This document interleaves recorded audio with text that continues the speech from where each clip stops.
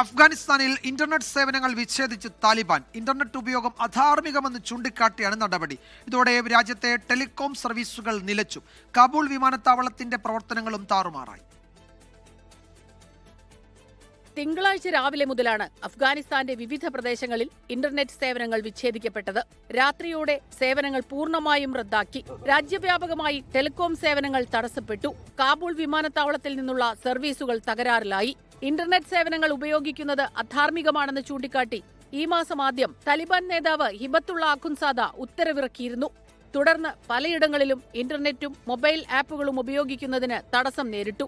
ഇതിനെതിരെ നൊബേൽ പുരസ്കാര ജേതാവ് മലാല യൂസഫ്സായ് ഉൾപ്പെടെയുള്ള നിരവധി പേർ രംഗത്തെത്തിയിരുന്നു. ലിംഗവിവേചനത്തിന്റെ ഏറ്റവും പുതിയ ഉദാഹരണമെന്നും അഫ്ഗാൻ പെൺകുട്ടികളെയും സ്ത്രീകളെയും ലോകത്തുനിന്ന് ഒറ്റപ്പെടുത്തുക എന്നതാണ് താലിബാന്റെ ലക്ഷ്യമെന്നും ചൂണ്ടിക്കാട്ടിയായിരുന്നു പ്രതിഷേധം. താലിബാന്റെ നടപടി അഫ്ഗാൻ ജനതയ്ക്ക് പുറം ലോകവുമായി ബന്ധപ്പെടാനുള്ള സാധ്യതകൾ ഇല്ലാതാക്കുമെന്ന് ആഗോള ഇന്റർനെറ്റ് നിരീക്ഷണ ഏജൻസി നെറ്റ്ബ്ലോക്സ് റിപ്പോർട്ട് ചെയ്തു. International desk 24. ലോകത്തെവിടെയായാലും ഏത് സമയത്തും 24 വാർത്തകളും ഓഗ്മെന്റഡ് റിയാലിറ്റി പാക്കേജുകളും എക്സ്പ്ലെയിനറുകളും വിശദമായി കാണാൻ ഞങ്ങളുടെ യൂട്യൂബ് ചാനൽ നിങ്ങൾക്ക് സബ്സ്ക്രൈബ് ചെയ്യാം.